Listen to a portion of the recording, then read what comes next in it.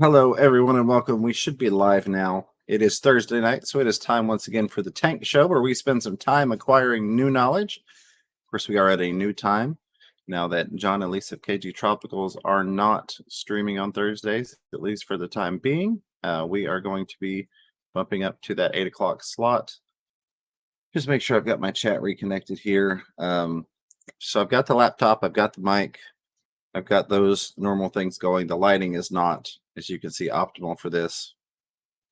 It's funny. It changed. Okay. So apologies for that, but audio should be good. I hooked in the Ethernet cord for the internet straight to the modem, thinking, okay, it's got to at least be good enough to do the stream. And it wasn't even good enough to do the chat. The chat kept disconnecting before we started. So I am on the hotspot of the cell phone while we try and figure out what we can do internet wise, because this company is just not going to work for doing the live stream. So we'll see how that goes moving forward. But as always, I've got my buddy, pal, and co-host Chattanooga Ed here with me. Ed, as always, thank you for being here. I'm going to be very blurry on you all screen. I can tell from looking over at the other thing. But that's fine. You don't need to see me. We can just blur this out a little bit and censor it. It's just a big censor bar. That's what it is. I do want to say before we get started tonight with the topic, thank you, Carol Cox, using that membership milestone super chat. Been a member for 22 months. Said looking forward to the new time. Thank you so much for being a member. Appreciate you. And we are both also looking forward to the new times. We've been doing Thursday night streams for a couple of years now, and we've gradually gotten a little earlier and a little earlier and a little earlier. And now here we are sitting at 8 o'clock. So we'll see how that goes. All right, my chat is working and I do have live chat. I'm going to hold it right there for the time being. That way I can come back and get some highlighted questions and comments and things once we go through this. And forgive me, I did make myself a little cheat sheet. I normally don't. But this is kind of in depth, and I wanted to make sure I covered all the things that I narrowed down to go onto this list in no particular order. But tonight we're going to talk about 10 things that, in my opinion, I think every hobbyist needs, from the beginner to the advanced, whether you're city water, well water, whatever it is. I just think everybody should own these 10 things. You may disagree with me on some of them, any of them, or all of them, and that's perfectly fine. Also, some of these things for people that have been in the hobby a while will seem like no-brainers, but I do find that myself personally and a lot of others as well tend to take things for granted in terms of what we already know. We'll be like, well, that's obvious, but it may not be obvious to somebody that's setting up their first tank. So this is applicable to everybody from, hey, I haven't even set up a tank yet, and I'm trying to figure out what I should have on hand, to I've been keeping fish for a while, maybe successfully, maybe not, and maybe some of these things might help you do that a little bit better. Once again, in no particular order other than leaving the most in-depth one for last. Number one, fishnets. And no, not the stockings either, although you're welcome to get those too. But I would definitely recommend having fishnets. I think that's one of those that a lot of people in here, people that have been keeping fish for a while, are like, well, yeah, that's obvious. I need to have some sort of fishnet. But it's not necessarily something that new hobbyists think of. I've known people, I've seen people that, they're like, okay, I go and I find one of these like PetSmart checklists or something. And it's like, okay, I need a tank and gravel and a light and a heater and a filter. And I get this, and then they've got their fish, and then maybe one dies, or maybe there's some fighting, and they need to get a fish out of the tank, and they don't have a fish net because it wasn't on this little prepared checklist that they found somewhere. So I definitely think everybody should have at least one fish net. I know most people do that have been around for a while, but if you're new and you maybe just started a tank, maybe just starting about or just thinking about starting a tank, get you at least one fish net. That way you've got it on hand. And I love Ed everywhere. Ed's going to be our Vanna White with the props. He's doing the show and tell. So this is my duckweed net. Nice. I like that. And my other net. I have a lot of nets, but these are the two nets I have next to me. Absolutely. So for number 2 on the list, something to check the water temperature. Now that could be something as simple as much as I don't like them to stick on temperature gauges, I do like the ones that go in the tank. It could be as simple as that. You could go a little fancier and get one of the digital readouts that has the little metal probe that goes in, or you could do something like a temp gun, or like I'm going to guess that's a TDS meter that reads temp 2, or a pH meter that Yeah, I reads don't temp have a 2. I don't know. It doesn't read temp. I don't have a temperature Oh, gauge. gotcha. CDS is the Gotcha. best. I was gonna fake it by keeping my hand over it. I gotcha. Well, I thought it was some of those do read temperature. There are certain ones that actually will give you the temp readout as well. I know at one point you had one of the little handheld laser temperature guns like I do. I do I like those, do.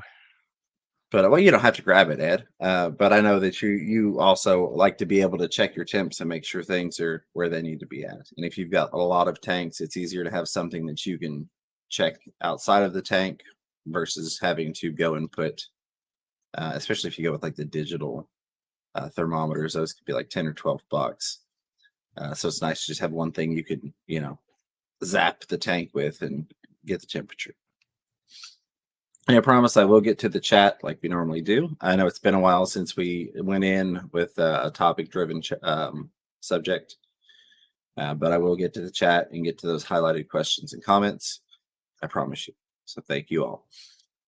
Number 3 is some sort of scrubber or scraper for your glass. Something to be able to clean the algae, wipe it down, keep things looking nice in there. Again, one of those things that a lot of us, that we've been around a while, we know, hey, I need something to clean the glass with. Yeah, you could even use a card of sorts. I really like the melamine sponges. They're the magic erasers. Those right there. I love those. That's my go-to. I don't even really use a scraper anymore. Those work very, very well. They also work better than a scraper if you have a tank that has any little scratches in it, because that scraper won't get into that scratch groove, whereas the little sponge will. So if anybody's ever had a scratched up tank and they wiped all the algae off and then they just had these little lines of algae where the glass was scratched, you know how annoying that can be. So yeah, definitely get you something to clean the glass with. Oh, we'll show you off. We actually got a new puppy today that we moved out here. He's a little one. He's only 12 weeks old. So he's just a little baby. The first Say time in hi. this stream, focus matters. Yeah, exactly. People aren't ever here to look at us, but boy, they love a cute puppy. Oh, What's yeah. its name? His name is Sig or Siggy.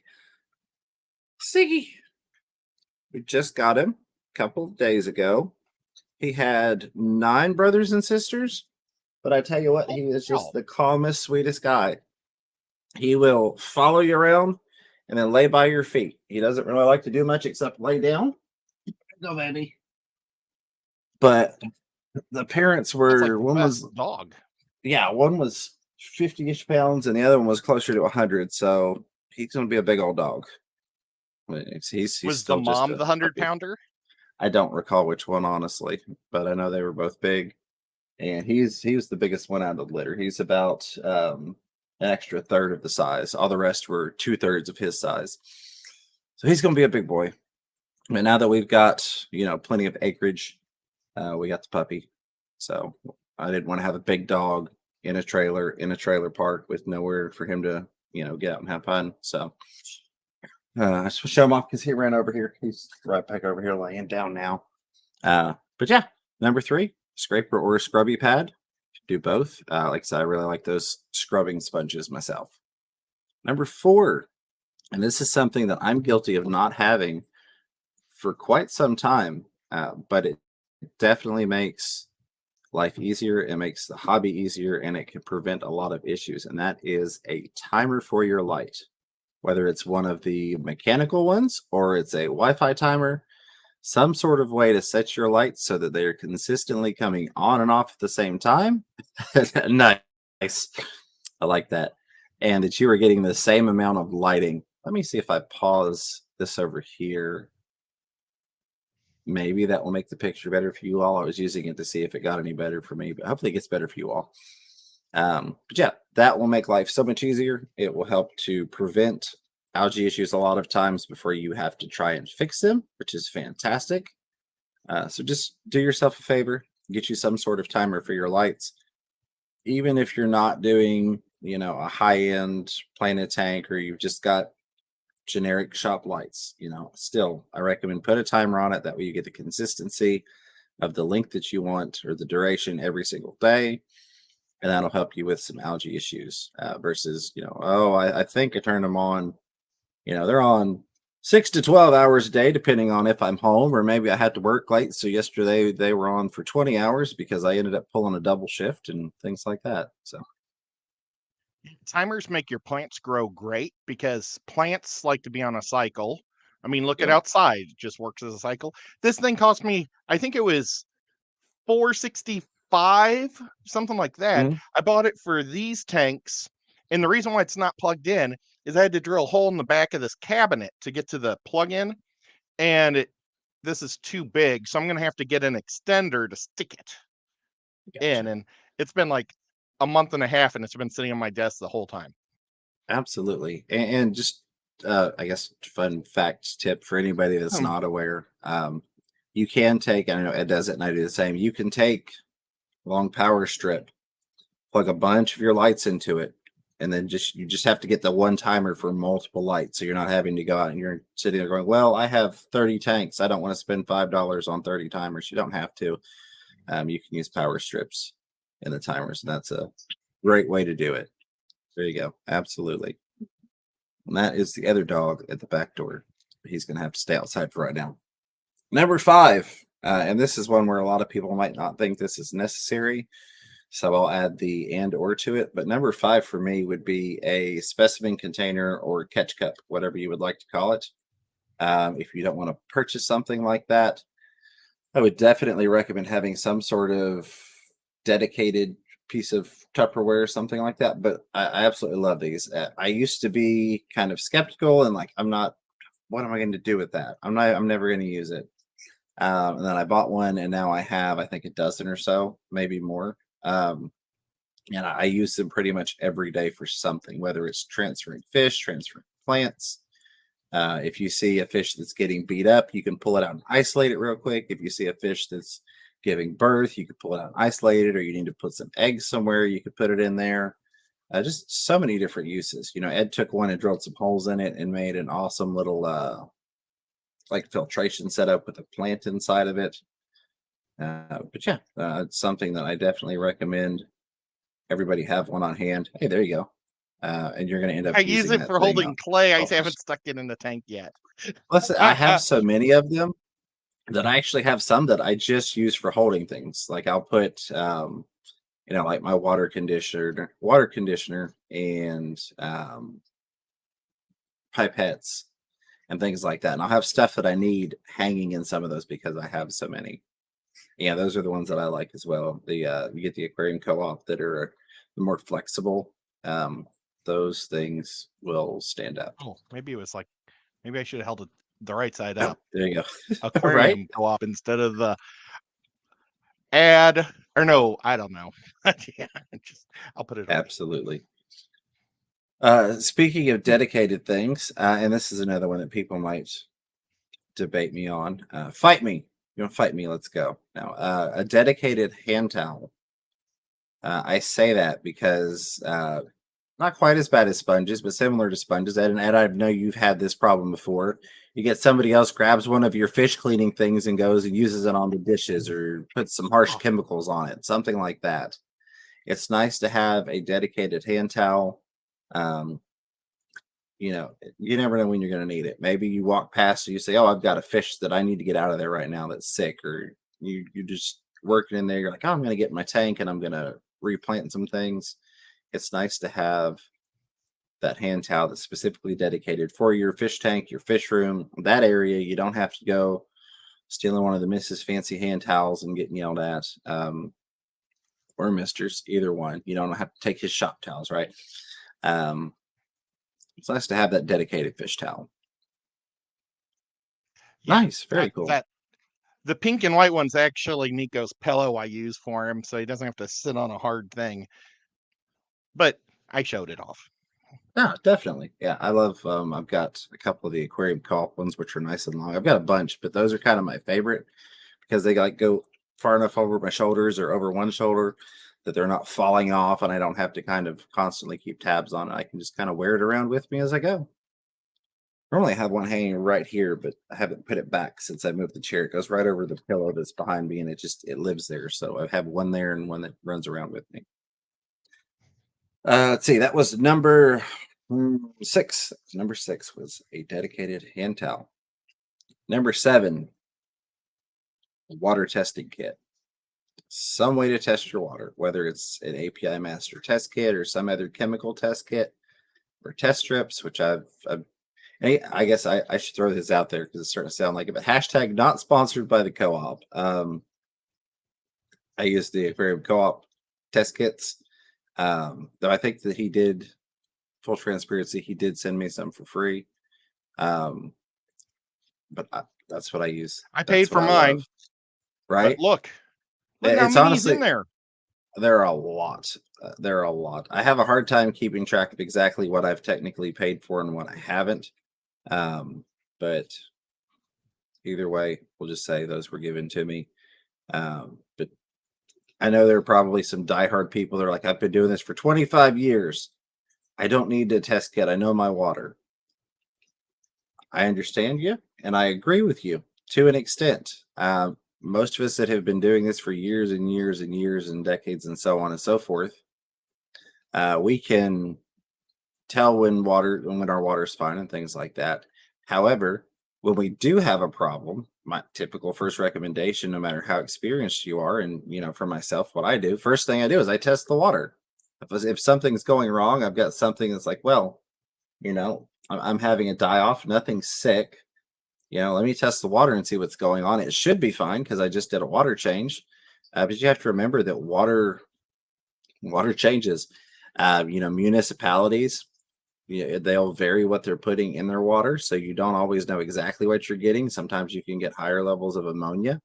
Well water changes depending upon the water table. It might vary. So it's nice to have that test kit to be able to see what's going on with your tank, even if you are somebody that knows darn good and well what you're doing and knows how to handle your fish tanks. Hey, the TDS meter might count under this. Yeah, absolutely. You can throw that under there. TDS meter, a pH meter if you're using test strips that don't include that. I'd like to have one of those. Yeah, That'd any be of those cool. kind of things. Absolutely. On to number 8 here. I'm trying to move through these fairly quick. So if somebody just wanted to watch this part and not deal with the chat, they could do it fairly quickly in under about 20 minutes or so. But number 8 would be some sort of battery operated air pump or battery backup air pump, whether it is like a little USB air pump or the battery backup pumps, something that if you have a power outage, you can throw it in your tank, even if you're not running a sponge filter, and just keep some aeration going.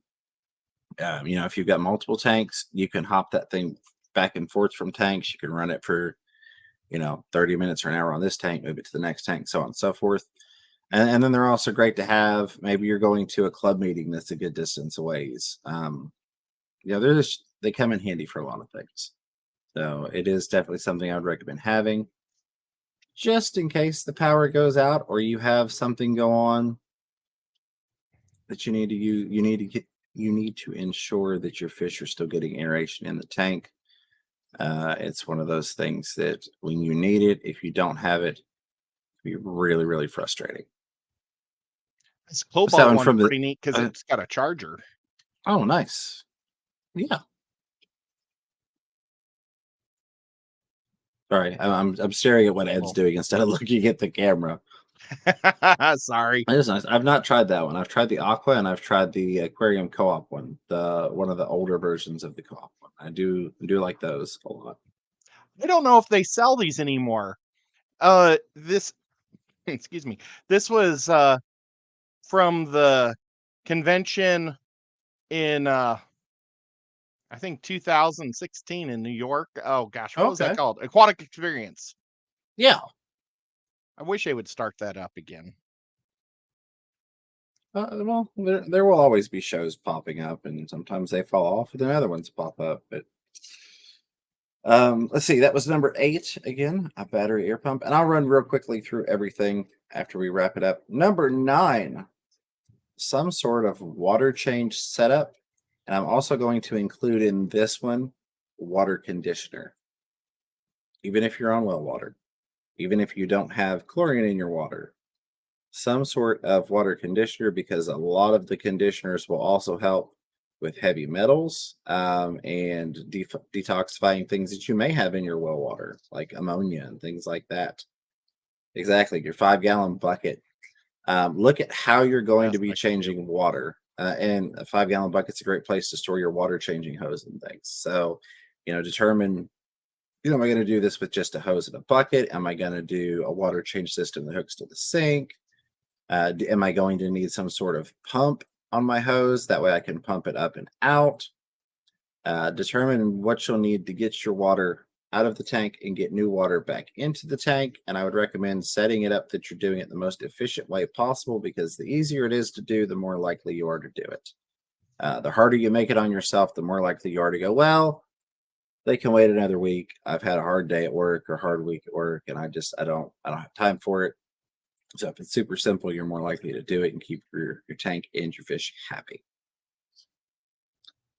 Moving on to number 10, the final, and this is going to have quite a few things encompassed in it, because I didn't want to skimp out and do like, oh, well, here's 10 things and it all kind of be related. So number 10 is actually like 4 or 5 different things together, but they're all pertaining to the same thing, and that is a quarantine setup. I recommend a 10-gallon. It doesn't necessarily have to be a tank. It can be a plastic tote. You could do a 5-gallon bucket.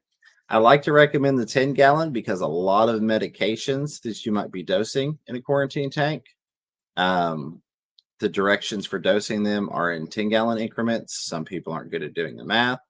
Or you get like the packets that are pre-measured and it's 1 packet per 10 gallons. And then you're trying to, divide that out equally in half. So watching from the tub, I'll enjoy the bath. Sorry, that the comments just kind of popped there and got me.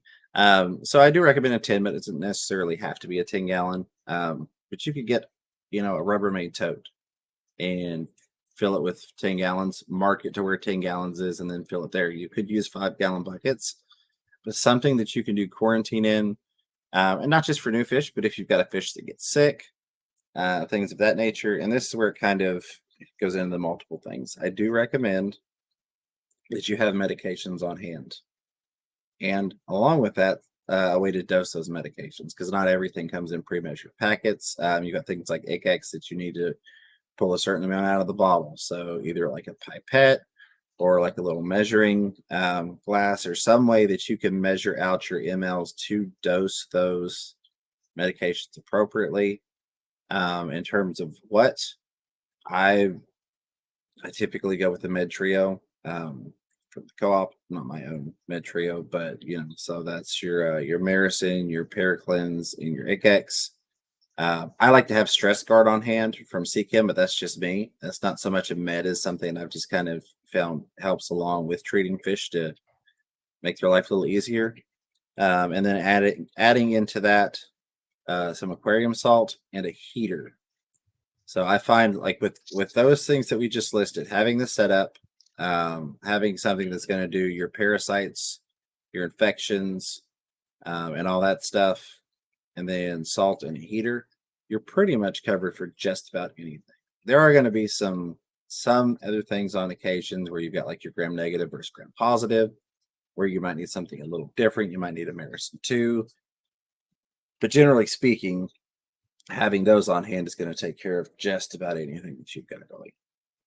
So those are my recommendations. Again, that's just my opinion. It is what it is. You don't have to agree with it. You don't have to like it, but those are my thoughts. Ed, anything that you would like to add before I double over that list again real quick for anybody that missed the first part? No, I liked it all quite a bit. I had a couple other things that I wanted to show you that I thought like the next time we go somewhere and like when we went to Cincinnati and got fish in Yeah. Indianapolis, Yeah. it was kind of warmer, but I've been saving this forever, and it's like a little heater that goes underneath a 5-gallon bucket that Oh, awesome. can run off of a USB. I like Now, I that. don't That's know nice. if it would drain the power real fast, but I think it's for when you go fishing and you keep your minnows alive in your fishing bucket. I gotcha. But I thought that would work good for us too, if it would keep the temperature up like just 10 degrees, like Yeah, keep it in the definitely. 70s Absolutely. I like that. Very cool. or even in the 60s. It'll keep them alive. Yeah, just keep them a little bit warmer. All right, so I'm going to double over that real quick. So, number 1, a fish net or nets. Number 2, a way to check your aquarium temperature. Number 3, some sort of scrubby pad or scraper for cleaning. Number 4, a light timer so you don't have to deal with quite as much algae and you keep your plants and your fish happy. Number 5, some sort of specimen container, catch cup, or something of that nature. Makes life a lot easier in a lot of different ways. Number So 6, does. a dedicated hand towel for your fish room. That way you know it's chemical free and you don't have to worry about it. Number 7, some sort of water testing kit. That way you know what your levels are when you do have a problem and what they are to keep from having problems. Number 8, some sort of battery backup air pump. That way you can keep your tanks aerated even in a power outage, and they're great to bring along with you if you're going to fish conventions and things like that. Number 9, some sort of water change setup and water conditioner. It's going to vary what your setup is depending upon where you are, what you're doing, and how you need to get water in and out. But figure that out, get some sort of setup, make it as easy as you can on yourself, and you'll do it more often, I promise you. Number 10, some sort of quarantine setup. Recommended 10-gallon medications and a way to dose those medications, either with a pipette or some sort of measuring glass or cup or thing. So like Maricin, Periclins, ICX, salt, and then a heater to go along with that. And those are the 10 things I recommend every fish owner has. Thank you and good night. No, I'm just kidding. All right, I'm going to jump over to the chat here. I should probably now if I pop it out, it's gonna move on me. All right, so let's get in here. I'm going to be grabbing highlighted questions and oh, it jumped on me. Anyways, that's fine. Highlighted questions and comments. I can go as far back as 809. While I'm doing that, actually, and scrolling through here, looking, I do want to say a huge thank you to our buddy Rico Stan for the $5 super chat. Said 2 years ago, this week was the first time I was on another. It's cut off for some reason. Let's do this. On another Fish Fan Person stream. Thanks, James. Rico Stan, thank you so much, my friend. I appreciate you as a friend. Appreciate the super chat. Appreciate all you do for the fishy community. And we've got the lovely Patty's Petite Tanks with a 99-cent super sticker with the little winky emoji. Patty, thank you so much for being here. I do very much appreciate you. It's always good to see you, and I hope you are doing well. All right, let's put this window back over here. And we're going to roll down through here and grab some highlighted things. I might need to make this a little bit bigger. We will see. I don't have, I haven't mounted monitors and things yet. We spent 2 days. We did 2 trips with a 26-foot U-Haul to get pretty much everything moved up here. So many tanks. It was ridiculous. But I've still got couple more tanks to go. I think I've got about 10 tanks still at the house that need to come over. But I haven't had time. There's unpacking to do, and I need to mount the monitors and all that good stuff. Haven't done that yet. So we're on the single monitor for tonight. Oink Master, good to see Oinky saying hello to Fish Retriever Ed and everyone in the chat. Hope you're doing well, Oink Master. Thank you for being here. I saw someone say they almost missed us because of the earlier time. Yes, so we will be switching to the 8 o'clock moving forward in lieu of John and Lisa, since they are not going to be streaming at least for a while anyways. And so I'm glad that you caught us. And just if you want to check out the show, make a note of it. I hope that works well for a lot of people. I think it'll work well for Ed and myself. Internet issues excluded. There's a dog at the door again. I don't know if you all can hear that. Internet issues excluded. I am still working on that. I know it was Starlink RV had been mentioned to me. I looked into that, and the only problem I saw was that they do deprioritize anybody that's got the RV version. So, and chances are, if you're on a wait list for the standard one, it's because your area is already overpopulated anyway. So it looked like that wasn't really going to be viable, but we'll see. It may be something that we try it just to see what we can do. But we are definitely looking into options to try and get the internet as best as we can. We upgraded from the company that we're using now. I'm not going to name anything, but it's horrible. My up and down download speed was 0.2 megabits, and upload was like 0.15. So this is via my cell phone hotspot on the computer that we're doing now. We'll make it happen though. Did see something real quick here. Timbo, there we go. Good to see you, Timbo. I saw you talking in here earlier. Timbo, tanking it easy says one thing I use more than others is tweezers or a long grabber. Not sure the actual name. Yeah, absolutely. That is another great one. And I'd love to hear what else you all want to throw out there. There are a lot of things that did not make the list that were all viable things. But in narrowing it down to 10, there were some things that were cut. But tweezers would definitely be something that you could have, swapped onto this list. Absolutely. There was a question in regard. You're Sorry, right. I spilled pop. Yeah, Oh, not on your computer, right? I hope you didn't get it on my paper that I need for next hour. Absolutely. And then Ed will be back. Sorry. He'll be right back with us. And Kevin, thank you so much for the super chat. I will definitely grab your question here in a second, or your comment. But I do want to say, if I missed something, it's because the chat jumped on me. You don't have to throw money at me to ask the questions, but it is greatly appreciated. There was a question about where we moved to. I am in Maynardville, Tennessee now. I walk outside, and there are no street lights. There are no city lights. It's great. It's beautiful. I love it. We have property that's ours, and it's out in the country, and it's fantastic. I can open the door and let the dogs out, and they can go run free. Same with the kids. I can open the door and let the kids out, and they can run free. But things like fancy schmancy internet don't exactly come with that, unfortunately. So we're gonna do the best that we can here.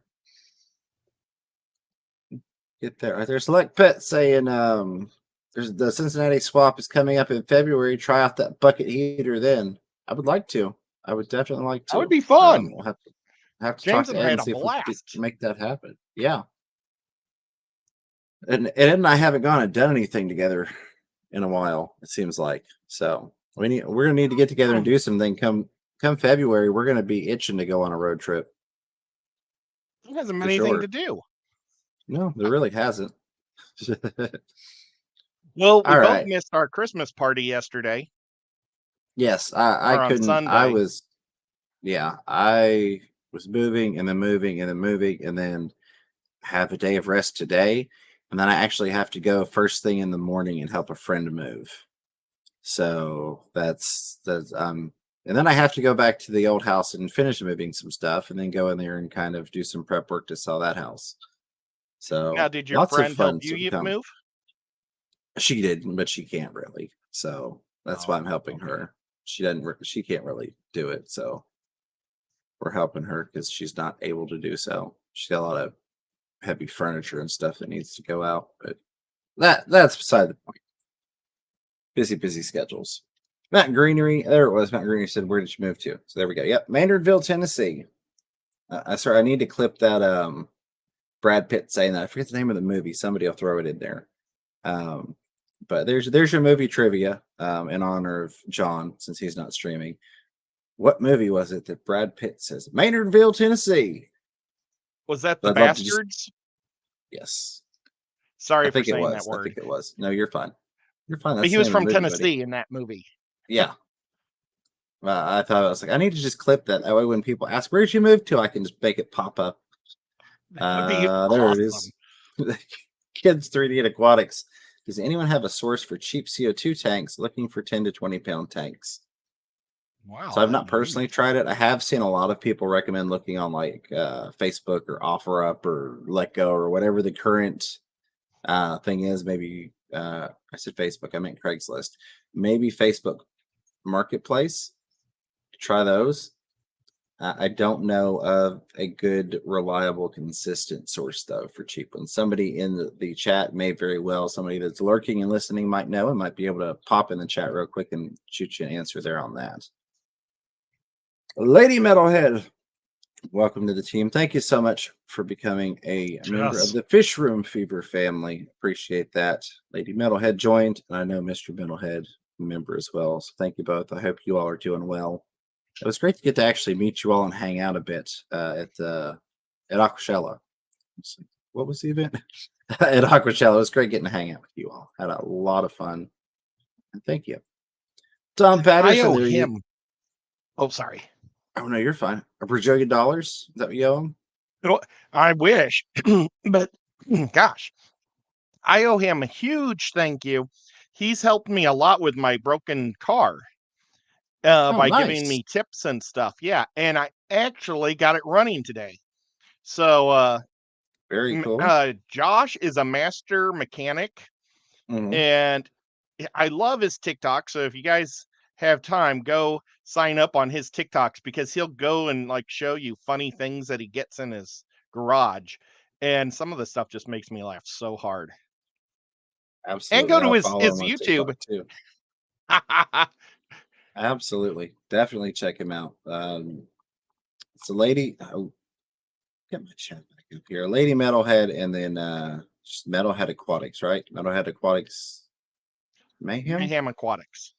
Wait, Mayhem. Okay. he just said I saw his name. I always get screwed up. There we go. Metalhead's Aquatic Mayhem. I always mess that up, buddy, and I am sorry about that. Go check him out. He does some cool things, and they're a cool couple. Let me get that back right there. Tom Patterson. What's going on, Tom? Peace sign for you right there. It's okay, puppy. Been a member for 23 months using that membership milestone super chat. I don't know why I'm having trouble with that tonight. I think it's this bulky headset I'm having to wear instead of my earbuds. But just throwing out the peace sign and a bunch of member emojis. It's always very much appreciate you. Right there at that 2-year mark. That's crazy, and that is very much appreciated, Tom. Hope you are doing well. All right, let's get to this right here. We got a $20 super chat. Thank you so much, Kevin Morley. That is very, very much appreciated. We're going to put that towards the Better Internet Fund.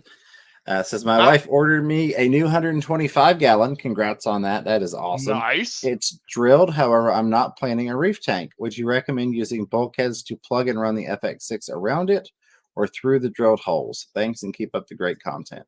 Well, thank you also for the great content part. I do appreciate that. I personally, if I wasn't going to actually use the bulkheads to run to a sump, which you could do for freshwater. I know you said you're not planning a reef tank, but you could also do a sump for freshwater. Don't have to by any means, but that is always an option. If you're not doing that and you have no reason to be running water through those, I personally would and have in the past just plug those. I would put in the bulkheads and then I would put in the PVC with some caps on it and plug those up and then just run the FX6 as though it wasn't even drilled. Otherwise, the issue that you can kind of run into, you can make it work if you were to put in the bulkheads and then get all the adapters so that it adapted down to the FX6 size tubing on the intake and the output on the return, the intake and the return.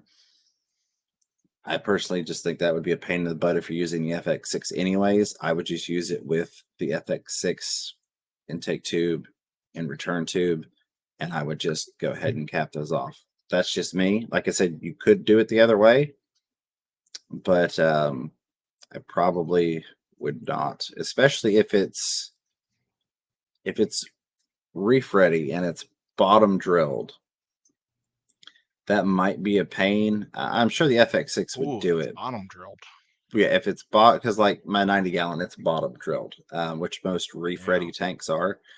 Because then you're going to have to run your return up to a bulkhead that's got a fitting that adapts down to that return hose size. But then inside of the tank coming up from there, you would have PVC running up and then your return heads up in there, which I don't know pressurization wise, what kind of output that's going to have going up into the PVC. And you might need to scale the PVC down so that you're still getting adequate push from the FX6 returning it through that. Because if you just ran it up and then you're running it through which most people wouldn't do 1 inch, but like say maybe in a 3/4 return, I don't know how that would work for you. It's just you're adding more places of potential failure, I guess is the best way to put it. Yeah. When he first said it, I was thinking I would just stick it through the holes. But you're right, the amount of work and potential backfire, I think it'd be worth just plugging it. Yeah. Also. Yeah. Like I said, because somebody will say, "Well, you can do it." Yes, you absolutely can. But it's probably not the quote unquote easy way. So I would just plug it up and run the FX6 like it's not drilled. The good old. Let's see if I can remember my. Yeah, exactly. Let's see what was the Latin for that. Pluralitas non espinende sine necessitate, I think, which is pretty much keep it simple, stupid. Plurality is not to be confirmed without necessity. Talk. Yeah, well, that's the actual Occam's razor, which everybody just calls keep it simple, stupid, because that's a simpler way to do it. So that's what I would go with. Drink water, and I'm not just reading super chats, but these happen to be back to back. And again, Kevin Morley, thank you so much for the support. Really do appreciate you. We got drink water coming in after that. Also, a member throwing a $5 super chat out there says, "Anyone have any experience with jewel cichlids? Thanks, guys." A little. I've kept them a long time ago. I don't have anything that really caught them in the wild. Yeah, I've caught them in the wild. I don't really have anything that sticks out in my mind specifically in terms of special do's and don'ts. Some fish have certain things like, oh, that fish you need to do this, or that fish definitely don't do that. If you've got anything in particular that you're curious about, feel free to throw that out there. No super chat required, of course. Drink water, but you already know that you're just being awesome and showing some love and support. What about you, Ed? It's an African cichlid, so I've had African cichlids and they just did all the work themselves, and I had so many in the tank they didn't kill each other. And then I've had African cichlids that didn't last long at all because they just killed each other. So I don't do African cichlids anymore. I think the jewels are beautiful. The red and the blue ones, I think, are both awesome. Ben Ochart, I think he has them. And he has like an all-male tank, I think. So all the boys fire up, but since there's no girls to fight over in territory, it works a lot better. But I don't know, maybe jewel cichlids are the females just as pretty? I'm thinking the females might be just as pretty. I feel like they are. I really do. Yeah. You'd have to look at the egg spots. That's correct. Very true. And thank you again, Drink Water. Like I said, if there's anything specifically that you would like us to dive into, feel free to throw that in the chat. No super chat required, of course. Silver Creek Aquatics did say holes are a blessing on larger tanks. In my eyes, easier to set up custom. I completely agree with you. I personally, if I had the new 125 and it was drilled, I would be building myself a sump. I'm not a huge fan of the buy it from the store sumps just because they're so expensive. Yeah, but I mean, if you're not a DIY person, it can be worth it. But in that particular instance where it doesn't seem like there's really interest to do a sump, I would refer back to our previous conversation on set batter. Yeah, absolutely right, Silver Creek. Can I ask you a quick question about that? Absolutely not. Yeah, go ahead, buddy. Would a 40-gallon sump work for that size tank? Or would you want like a 55? Maybe you could get a 55 cheap.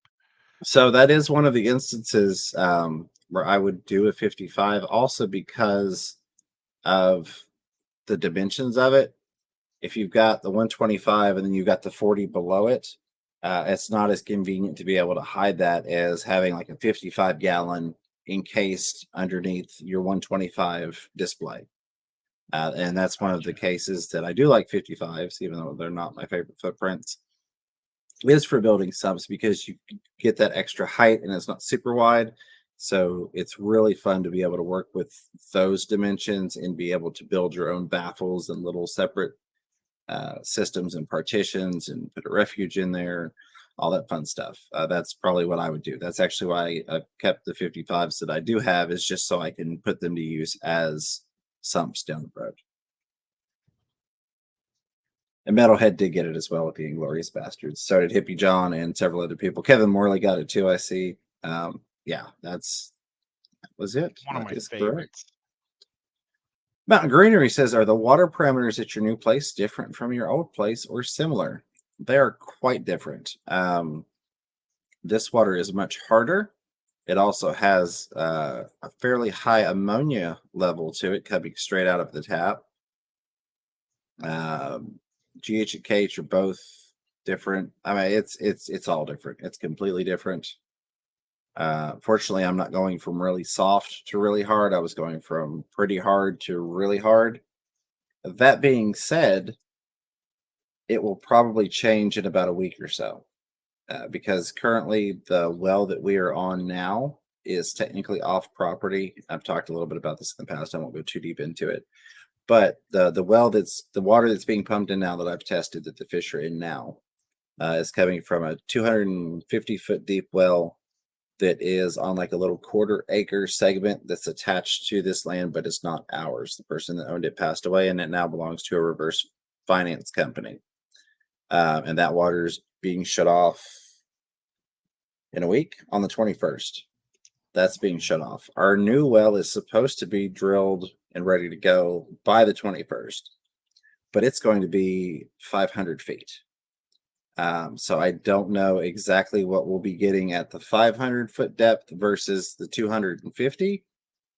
There is also, and might have been Tom Patterson. It was one of you awesome regulars in the chat, and I'm sorry that I can't remember which one, but somebody mentioned, do you have a sinkhole and are there cows around it? It was yes to both, which could be contributing to that ammonia that I mentioned in the water. With it being deeper and I think further away from the sinkhole area, we could see that ammonia level goes away or goes down significantly. So yes, it was different from the old place, and it also may be different in a week when we're on that new deeper well that's in a separate location on our property. So we'll just have to wait and see. But the fish have all adapted really, really well. Everybody's settled in. I've had a couple losses, but I'll be honest, I think it was just because I took a little too long on a water change on an overcrowded tank, because right now a lot of things are in holding cells until we can get stuff set up. So that may have been it, because I've not seen any like massive die-offs or anything. So everybody's doing good, fish-wise, people-wise, puppy-wise. It's all good. I was to say, Patty, I don't think I caught it. Patty's Petite Tanks becoming a member, which actually she's re-upping. Welcome back, Patty. Thank you for being part of the Fish from Fever family, and of course, all the love and support that you send. I do greatly appreciate you. And I still need to get a new mouse. For some reason, I scroll down and it goes up. Hip Hop Hillbilly says, how often should you replace your master test kit chemicals? Is it as accurate at the end of its use by is it as accurate at the end of its use by date? For some reason, I couldn't read that, but I could say it reading it in my head, as when you open it. So I have not, I'm going to preface this with a disclaimer. I have not done any sort of scientific research into the accuracy or efficacy of the chemicals used in the master test kits, fresh versus about to expire. I would think that it would have to have a certain level of maintained accuracy, and that would be how they set the use by date. Like there's a certain margin for error, let's say. So they set a margin for error, and they say, well, it stays within this margin for error until 3 years later or whenever it is. And then after that, the margin for error gets exceeded, or the margin starts to grow exponentially. And that would be my thought process on it, just coming from like a pharmaceutical background, working in a pharmacy, not the street pharmaceutical background. Uh, yeah, and knowing how kind of medications work as they age and expire and dosages kind of change, I would say that they would have to maintain a high enough standard of accuracy up to the expiration date to be reliable. After that, I have no clue. It might be something like you see a slow decline in accuracy, and then it hits that date and it starts to drop off significantly. I don't know, honestly. I haven't done the research on that, nor do I have the tools and testing ability to be able to. That being said, it's if you're doing the API master test kits, those are, I guess, probably what, like $30 now. So every couple of years, $30 is not bad. Again, I use the test strips, and I use those. I will use those up before they expire, even though you get a lot of them. But I have lots of tanks, and I do like to test fairly often. But I would say there should be an expiration date on. At least I thought there used to be. I am I dropped positive it on that the there floor. was. Oops. I am positive that there was an expiration date printed on the liquid dropper bottles in the master test kits. It's been a long time since I purchased one. Maybe that's changed. But I do remember having gone through some stuff or like acquiring some things out of like, hey, you bought some stuff off Craigslist and you got these 3 totes full of junk that came with the tank. And you look and go, oh, this test kit expired last year or 2 years ago or whatever. So I know they used to be marked, and at that point, that's honestly when I would replace the chemicals as if they had expired, because I want to be able to rely on whatever I'm using to test the water parameters. If I can't know for sure that it's giving me an accurate enough readout to keep my fish safe, simplest terms, then I don't want to use it. So I'd rather spend the 25, $30, maybe in 2 years it's $40 or whatever, peace of mind of knowing when I test it, it's accurate enough that I can make a decision accordingly on where I need to go from there based off of the readings. I don't see it anywhere on the paperwork when it expires or how old this is. Well, the test strips may not, but I know like on the liquid chemicals, like he was asking about in the master test kits, the liquid chemical bottle. Oh, pull out one of the That's what I bottles was and, just and look on the bottom front of the bottle. Like the bottom right, I feel like it was stamped on, or maybe it was the backside on the bottom right. Should have like EXP 2 numbers/2 numbers.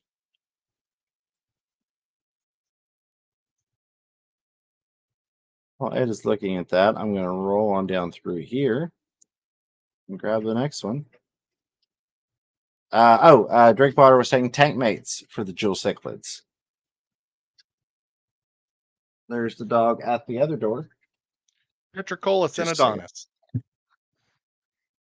Uh, Petric, the synodonis petricolas are also known as the cuckoo, and they'll mix their eggs with the cichlid eggs, and they live together in Africa. So it's like the African cichlids have it in their head that they're not a bad fish, or maybe they have it in their head that they've got little burrs or spears, that they're not going to want to mess with. Absolutely. Absolutely. So I agree with that 100%. So like Pet says, I refer to jewels as murder cichlids. I didn't really have that much bad luck with them, but I mean, it's all fish temperament, and each one could be different. Drinkwater was saying my 150 has a 40 breeder for a sump, as well as Silver Creek saying I use a 40 on my 4x2x2 4x2x2 120. And yes, 40s are perfect for those. I was just thinking, like, in terms of the depth of a 125 front to back and a 40 front to back. If you're trying to house something kind of underneath hidden, that 40 is not going to be as easy to hide as a 55. But if you've got like the bigger tanks, like the 150, something that's got a bigger footprint, that you could put that 40 in the stand, or the 120s, which I love those 4x2x2 tanks. I had 2 of them before and I missed those tanks. I wish I hadn't gotten rid of them. 40 breeders are great for those, and they're really, really easy to work with when you're doing your baffles. I may have to Couldn't run find up it and just anywhere on shut the there. front door because the other dog just burst in through the door. Okay. Apparently, my service dropped out. I hope y'all have me again.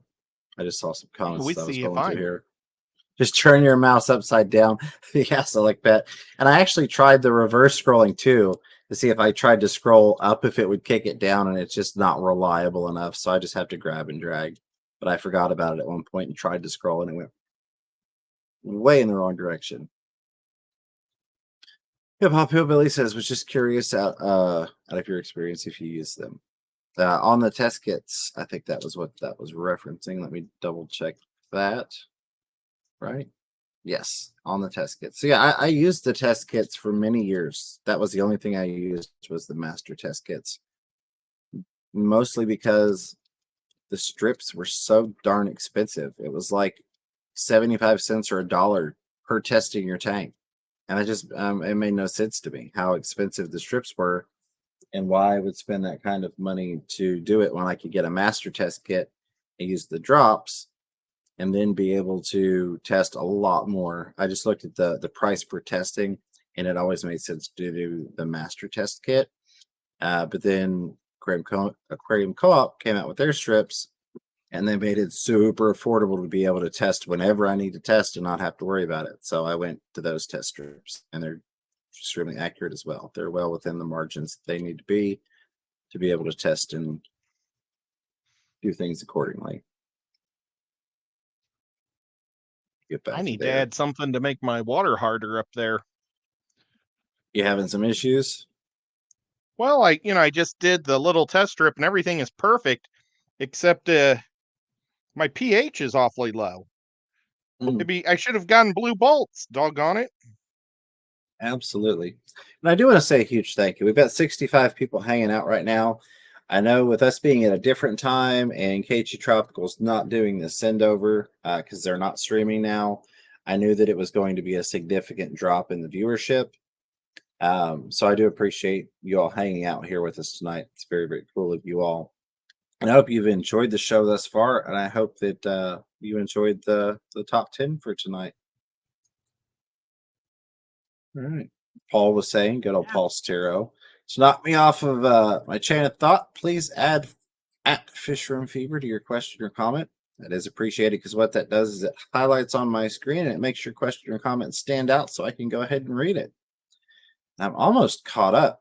I think I might be caught up, which doesn't happen very often. There we go. Salient Aquatics, Fish Room Fever. How are we doing tonight? Ready for Christmas? No. I've got 20 some odd totes I'm sitting here looking at that need to be unpacked for the Christmas tree to be set up. But it is what it is. We're moved and we're happy, and it's just the process of getting things set up to where they need to be at. But yeah, I'm in we'll the get same there. boat. I'm doing fantastic though, excluding the internet problems, which are driving me absolutely nuts. But I appreciate you asking, Salient. I hope you are doing well tonight also. BJ Palmer said I made it to say goodnight. Well, we're not leaving just yet. Or are we? Ed, what did you set your stream to start at? I don't know what we had decided to do, if it was an hour or an hour and a half, or how you Oh, wanted to roll, buddy. I set mine for 9:35. All I right, think. gotcha. I know we had talked about doing an hour and a half piece. I just wasn't sure, but I wanted whatever you had your set to make sure that we roll over to that. I do have it set up that it's going to automatically send everybody over, but we'll still drop a link when the time comes, just in case. So yeah, you made it. You made it, BJ. A fly got in after the dog bum rushed the door and knocked the front door open. Delilah's critters. How did James just get caught up by Usher stuck in my head? LOL. Sorry, I don't know what happens. I see one here for Chattanooga Ed from Big Cat. Says at Chattanooga Ed, for my tanks, the API drop test and co-op strips pH don't match up. Not sure which is right, but the drops will show 7.0 and the strips will be closer to 6. Oh, well, I will check that when we're done, and maybe that's what's up. Maybe my pH is actually harder because normally my pH runs about 7.2 to 7.4, not at it's saying my pH is about at 6.4 right now. It's pretty soft. I've got no wood in that tank. All I have is plants and a creature from the Black Lagoon. Hmm, interesting. I do want to Mhm. say a huge thank you. Somebody, Leslie, there it is. Leslie Perry said, I got here in time to make 50 likes. I do appreciate that. If you're Woohoo! listening to this and you've made it this far, do me a personal favor, hit that thumbs up button. It's been a while since we got over 100, which I know we don't have 100 people here, but by the time the replay crew hits and all of that stuff, maybe we can hit 100 likes. That would be an awesome goal to achieve, and also very much appreciated. Tell YouTube that maybe it's not quite so bad on the Fish Room Fever channel. Xanadu saying, cheers all, lurking and unbagging a stupid amount of fish from Dan's Fish. Merry Christmas to me. Merry Christmas to you, Xanadu. You deserve it. I hope you enjoy, and I hope you got you some goodies. I'm sure you did. Xanadu's awesome. Select Pet says, sounds like moving a fish room would be a good presentation topic for Fish Room Fever to do at fish clubs. I could do that one. I definitely could. I've got, I know one talk for sure next year, with the option to do a couple more. And I've got a couple different talks. I'm redoing some PowerPoint stuff so that I'll be able to use those. First talk that Ed and I showed up to, I had a presentation ready to go, and it was like, well, we don't really have a spot for you to do that, which was fine. But after that, it's just been kind of interesting, and I never know, so I just kind of winged it like it was a live stream. I won't do that again unless there's just not an option. But yeah, we could definitely do that. I could make that happen. Salient says, I don't have any questions tonight. All 10 tanks are going good as normal. All fish healthy. I'm actually bored, need something else to do. Well, I'm glad everything is going well in the tanks. I really, really am. That's great that, kind of like that no news is good news situation. Nothing to report, so everything's great. I believe I actually caught up in here. All right, let's play this little game. I guess not so much a game, but since I am current, and our topic tonight was 10 things every fish keeper should have, I would love to hear from you all. Other things that you would like to add to that list, or other suggestions, or if you disagree with any of those things, I'd love to hear that as well. So feel free to throw those in the chat, and we will add some extra bonus goodies for those people that stuck around this far into the stream.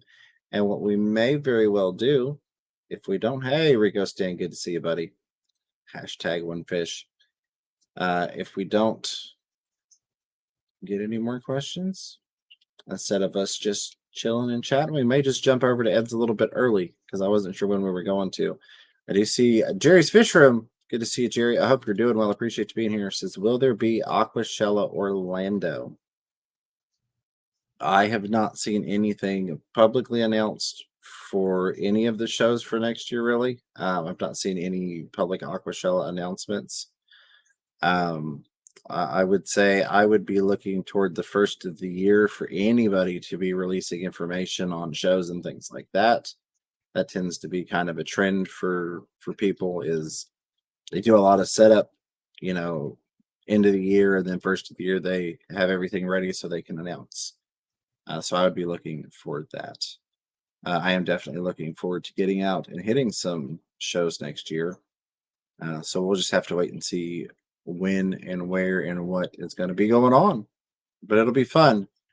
There will be shows, and Ed and I will be out there. So you'll be able to catch us around the country somewhere at some time next year. I love it. Select Pet, absolutely right. Oh, that's what it was. Rico was saying number one is fish to have for the tank that every fish keeper should have. You're right. Then he said number two is water. Select Pet said the number one thing to have is water. Yeah, you're not wrong. I should have done that. I should have been, well, number one, you need water. Number two, you need fish. Number three, you need fish food. And I had done a little troll list like that. Absolutely. That would, I'm sure people would have tuned out pretty quickly if I had started out that way. You need some water and some fish. But this guy's an idiot. I'm leaving. I don't need to hear that I need fish. The drop said it was 6.8. There So you it go. is a little harder than what the strips say. Gotcha. So very interesting. But I'm still going to add some crushed coral to it. Absolutely. Might as well. Leslie Perry says, I have a blood parrot with Hith, which is hole in the head. She was gifted to me with it, and I had a huge setback with the heater I put in my quarantine tank. So I've basically started over. Is General Cure the best? I don't know that A I've hole in the ever head. used General Cure for hole in the head. The I think I issues, just go with aquarium salt with it. so yeah, because also like the times I've had to deal with HIF, or hole in the head or head lateral line erosion, um, have either been saltwater or it's been like a fish that was like you said, like gifted to me, or like somebody wanted to drop it off at a pet store. The pet store called me and said, "Hey, we're not taking this. Will you take it? You know, we just don't have a spot for it." And in those cases, it was either treating it in saltwater or in the freshwater cases. Generally, the best thing that I could do, and what I did do, was just make sure it had really clean water, do the salt treatments, like Ed said. Because mine was actually Oscars. That seemed to be a big thing. People would get these Oscars, they wouldn't realize what I really should be saying is they wouldn't take the time just to research and find out how big they were going to get. So they'd end up overpacking a tank with Oscars, and then they'd just be living in filth. And then, their health would degrade. And so oftentimes you could get them doing better by just getting them in really clean water. You could do the salt to help out because it does help with equilibrium and things like that. Um, but I have not actually tried the general cure for head treatment, for hole in the head treatment. Unfortunately, I Yeah, wish I I've could tell you I had, but I've never had it. I'm not bragging or anything. I just don't have many big fish in my life. you know, I've always had small fish. Um, so I mean, I don't adopt big fish. I just don't normally have any big fish. I have the biggest fish now that I've ever had, and I plan on getting rid of them. Um, Even though it kind of makes me sad to say, it's just I can't handle the chasing. yeah, Um, but yeah, I think you cure it like as real clean water, and the salt would help heal the wound that's in there. yeah. And a lot of times Skin's you like, don't. I'm sorry. Go ahead. nope, go ahead. I would say a lot of times you don't fully get rid of that hole that's there. Like even if it does like heal up some, you'll still oftentimes still see that it was there. But yeah, I used to I don't want to say rescue because rescue is not the word. But I used to take in a lot of big fish back when I was doing monster fish keeping. That was when I typically would see it because people go, oh, you've got all these 150s and 175s and 220s and all these big tanks for big fish. Here, take these Oscars out of my 29-gallon. But I won't call it a rescue because it wasn't like I was trying to rehome them. It was people that were just giving them to me because I had a bigger home than what they had. So yeah, that was, and that's been a long time ago. Ed, if you don't care, I'm going to throw it over to you real quick. This is great content, but my front door's been sitting open for about 15, 20 minutes now since the dog knocked it Oh open. gosh. So I'm going to go shut it because it's really cold out there and we don't want to pay to heat the outside. Yeah, or the fish tank get cold. Well, guys, on my stream tonight, I'm going to be doing, excuse me, something a little different. I was gifted a ukulele from Rack Cross from Rack Cross uh, Studios. And he also has, you guys know him from Rack Life, River Life, Pond Life, Bird. He also has the Bird Garden channel. But he gave me a ukulele, and I wanted to make it fishy. So I plan on working on that, and then we'll just talk and goof off a little while we do that. I'm hoping that we have James Rico and Skipper. And then after that, I think Skipper is going to go after me, and I haven't told James that to see if he can do one of those sendovers. I don't know if that's too late or not, but we'll figure it out if we can. I Absolutely. don't know how much James just heard. I heard it. I don't have access to yours, to your YouTube backend to be able to set up the send over from yours to Skipper's. Oh, But we can make sure we yeah. link it I'm up really sorry, well. Skip. Kids 3D and Aquatics says a backup heaters or a battery backup for the fish room, like an EcoFlow. Absolutely, that is a good one. Oh, Definitely some way to keep the fish warm. Is 100% a great idea on there. Rico's yeah. Rico's dead. I love you, Rico's dead. He says a fish room fever banner hung on your fish room door.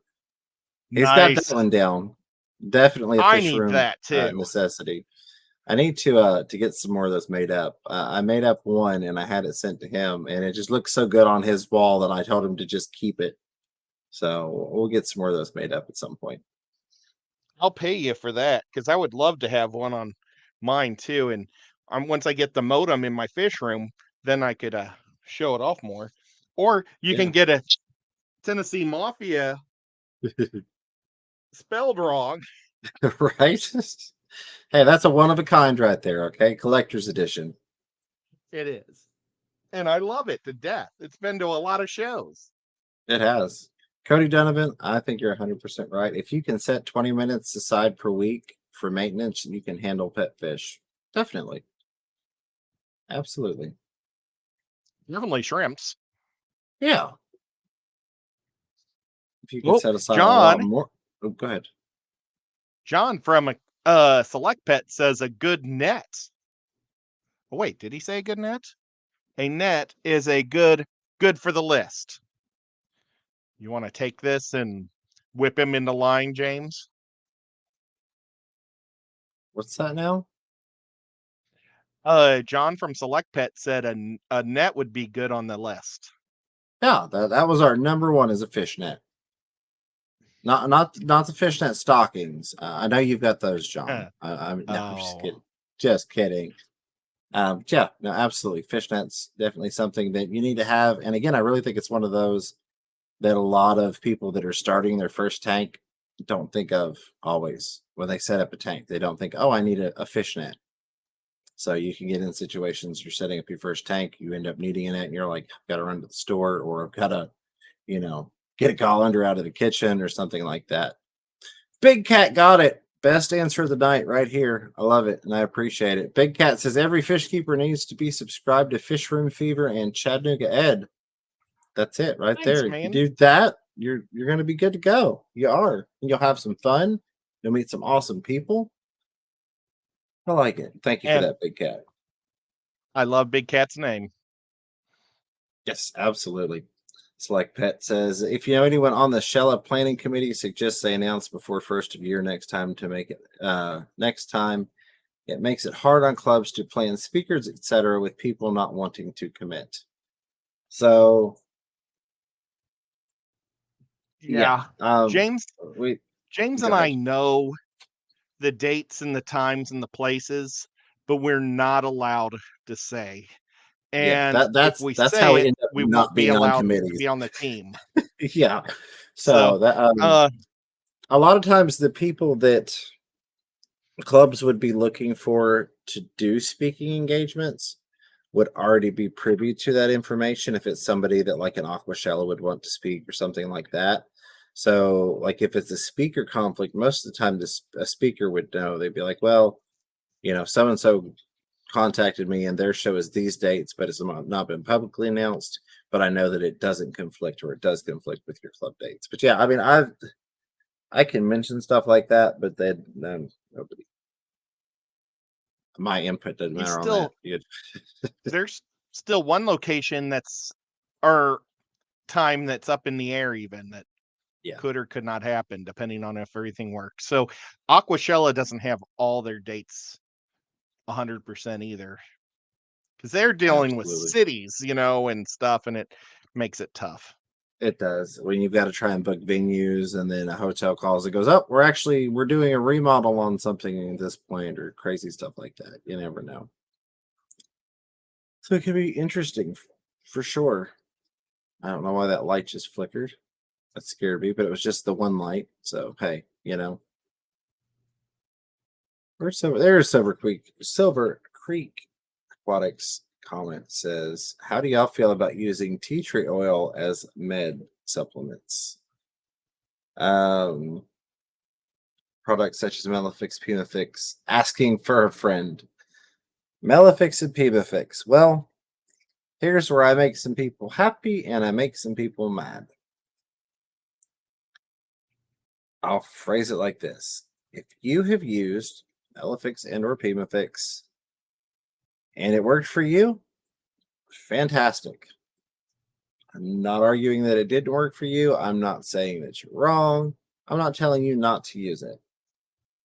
That being said, I have never used Melafix or Pumafix and found it to get the job done unless I also added actual pharmaceutical medication for whatever I was trying to treat.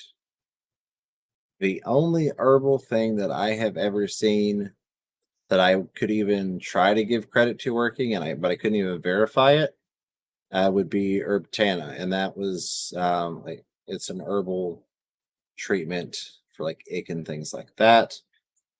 That being said, it could have also been the temperature that killed off the ick.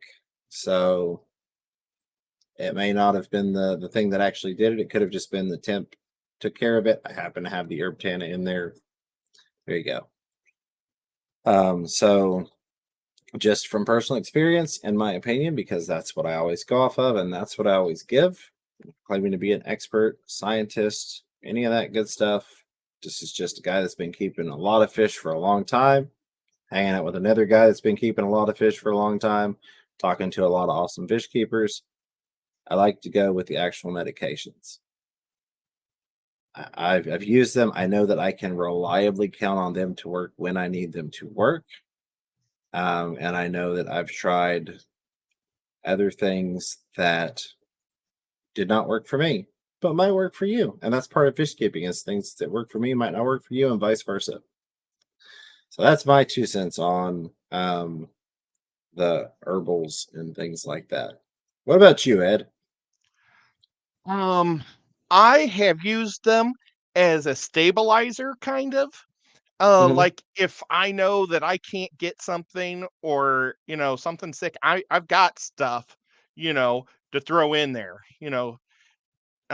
Different plants, different tannins do different things. So to try to help, but I still believe in the salts because that's Yep. all natural, or go medicine generally. I also have a green water tank, and people swear by green water tank. I like to grow my Synodontis out in the green water. I don't. Yeah. I just. I think they just seem to be healthy. I don't know. You know. I just like to do that. So, and then it's green water in case I need it for something else. Yeah. Oh, and I could, I guess, kind of say that that's green water is kind of like my Melafix Pimafix. Like I swear that stuff works miracles having fish in green water. I got nothing to back it up other than my experiences, but I've done the same with green water, and I keep green water. And especially if you're keeping green water and you've got Daphne in it, and they've got the live foods and things in there as well, and that yeah, good stuff. I throw Daphne in mine. Absolutely. Oink Master Supreme forever. Good old Winky says, if I could be so bold, the number 1, 2, and 3 would be aquatic supply / livestock / plant website gift cards so I can purchase what I need when I needed it. Yes, I love it, Oinky. I do. I really do. That's awesome. Cody Donovan says, I keep the triple threat in stock. Definitely recommend the Akex Maricin and General Cure. Leslie Perry saying, coworker gave me 2. Oh, this was going back to the fish. Coworker gave me 2. He had 8 in a 75-gallon tank and was only doing water changes every 3 months.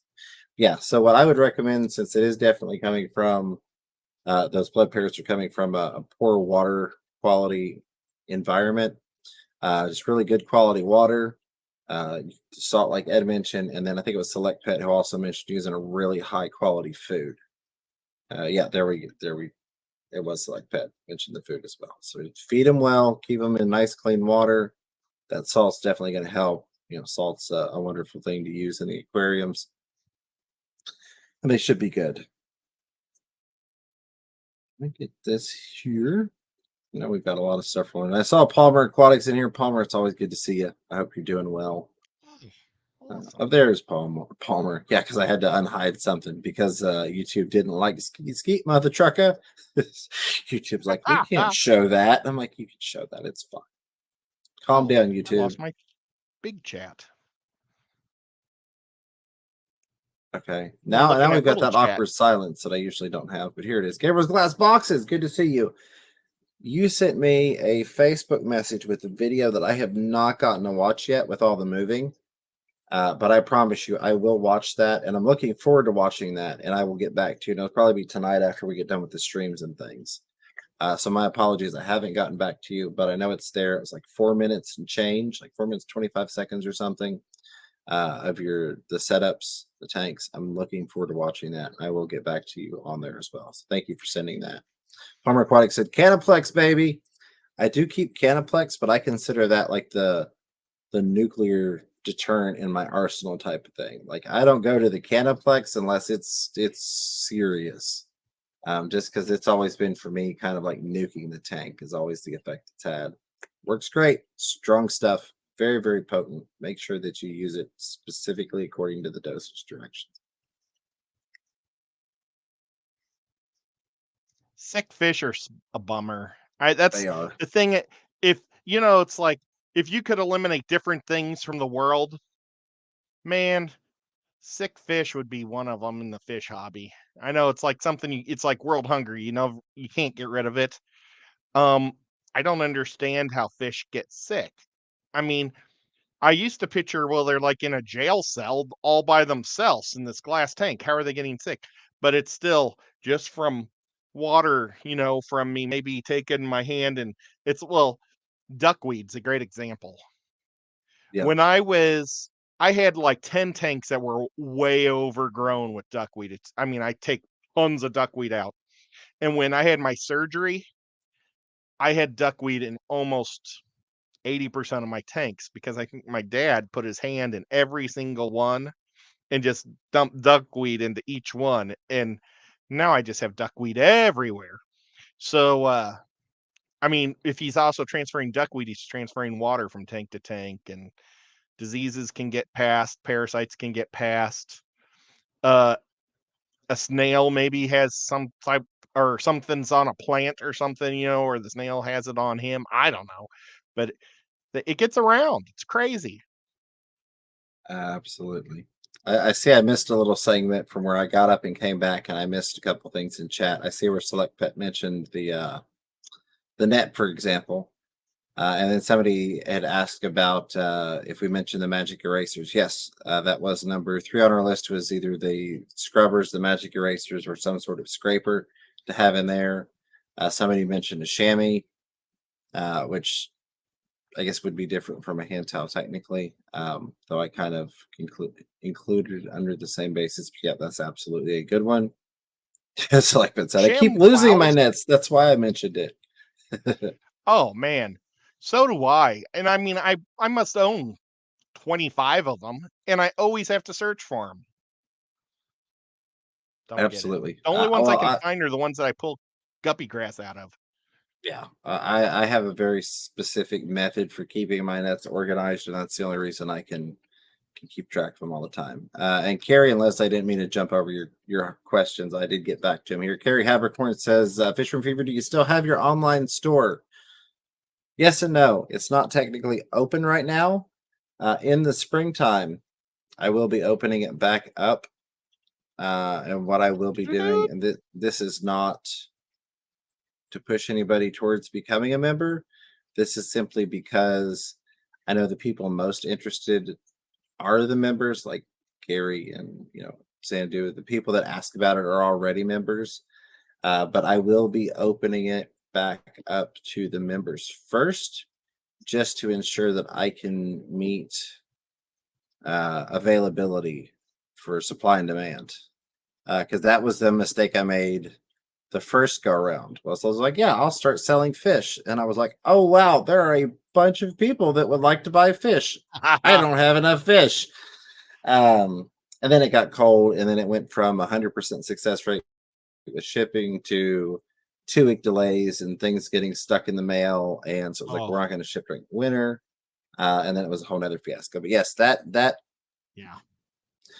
the online store will be returning, and it will be rolling out also just to the quote unquote general public after members. But I also think that's technically one of the things that I included under membership perks was early access to products, which is another reason I mentioned that, because I do have a lot of fish. I mean, I'm looking at hundreds and hundreds of fish just in these 220 gallons on this desk with these different guppy and inler strains. But the whole like long-term plan, I guess we could talk a little bit about that real quick before we leave. I mentioned it before.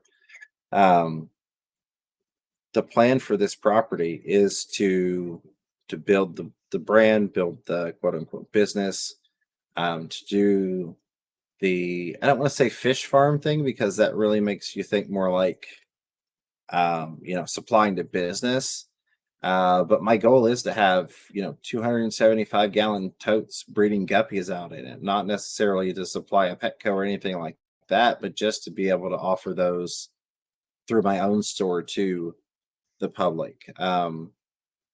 Maybe open up a fish store one day. Who knows? I don't have plans to do that, and I would be much happier just doing everything on my land, on my house, or on my land at my house, in the new fish room building thing that we're doing. Um, but yeah, we've got a lot of plans. It's just a matter of working through to them. Right now we're getting the well taken care of. And it's cold. So a lot of things aren't even going to start till spring in terms of building things. You can't really do concrete during the winter time. It just doesn't set right, even if you do get a decently warm day. So we'll see exactly how it progresses, but it is progressing and there is a plan to do it. We just don't know exactly how we're going to do it. Everything up to we're going to be doing spirulina farming. Part of that is for the health food aspect of it, but another part of that is for the fish food aspect of it. One, I want to do it for my fish, and then if it's something that I get a good formula on and my fish really like it, have people like Ed and Rico and some other friends, try it out, see if they like it, and then maybe we have our own little brand of fish food with 1 or 2 products, and just continue to build the brand and turn it into something that, however many years I've got left when I'm out of here, kids have something that they can take over and run. So the goal was to get bigger from here. Is I guess the easiest way to put it, and where I could have left that. Leslie Perry asking, I don't know if anyone mentioned it, but there it is. Those magic erasers are the best for scrubbing the glass. Yes, they are. They really, really are. I love them. Like I said, especially if you've got glass with scratches in it. So I've bought a lot of used tanks for cheap and or free. And the magic erasers are pretty much the only thing that will scrub that algae out of those little nicks and scratches in the glass. You go over it with a scraper and it's still in that little ridge. All right, let me dive back down here because I had gone up to find those. Hey, We're doing works. Good to see you again. Says we should get you out to visit Gulligan Farms for inspiration. Absolutely. I've watched the videos. Awesome place. I would love to get out there. Check that out. I have taken some inspiration from places like that and videos that I have seen, visiting people's fish rooms, all sorts of places. And yes, Scuba Stevo, which by the way, Scuba Stevo, wearing the shirt tonight. Again, thank you for that. Asking if you can use the magic erasers under the water. Yes, 100%. I do it all the time. Oh, yeah. I just go right in the tank. That's one of those reasons it's nice to make sure that those stay dedicated to your tanks, and that nobody grabs one of those that does dishes with them or anything like that. So That would be bad. But you know most what? definitely. That's a definite. You also want to make sure you don't get the ones like at the dollar store that might have infused soap too, or something like that. That would Yeah, be horrible. definitely. All right, Cody Dunham is asking, do we have a permit for the well? Yes, so all of that is being covered in the I don't even know what the cost is up to now. Before the pump house and all that, it was like $25,000. So I think we're Ouch. getting to 30, 35,000 at this point. But the company that's doing that is that's what they do. And they've got the whole permitting process and all that taken care of. It could be worse because they had plans to build a really, really, really high end neighborhood up at the top of the hill mountain thing that I'm on, right down the road from me. The company bought all this land. They were going to do a super high end $1 million home subdivision.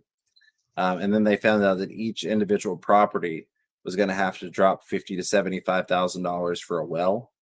And so they kind of decided they weren't going to do that anymore. So fortunately, we're not having to go 1,000 feet deep. We're just going to 500, but they needed 1,000 feet in those locations to do sufficient wells. And I'm sure they were going to have the permitting to do that. But that's a bunch You of know, shenanigans. talking about Scuba Stevo, him and I were talking about trying to go visit Grant. Maybe you'd want to come down with us, I'd love and to. that It might would be be awesome. inspirational. And then maybe we could also go by LRBs and try to catch a fish or something, if you guys would Absolutely. want to. I But would love to. I'm always down for the adventure. that'll be still a few months away, but still. Absolutely. Last one here. Cordulan Works says Bigelow Farms YouTube has a lot of good ideas and info on aquaponics and greenhouse fisheries too. Thank you. I will have to check that out. It's right at the end, so I'll be able to come back and find that real easily in the comments. That being said, it is 9:32, so it is time to go check out Crafted. Excuse me, one last time for anybody that came in late, which I know a couple of you did because of the different time here. 10 things every aquarium owner should have: a fish net, a way to check your temperature, scraper or a scrub pad. That's 1 through 3. Number 4, a light timer. Number 5, a catch cup or specimen container. Number 6, a dedicated hand towel just for your fish tanks. Number 7, a way to test your water.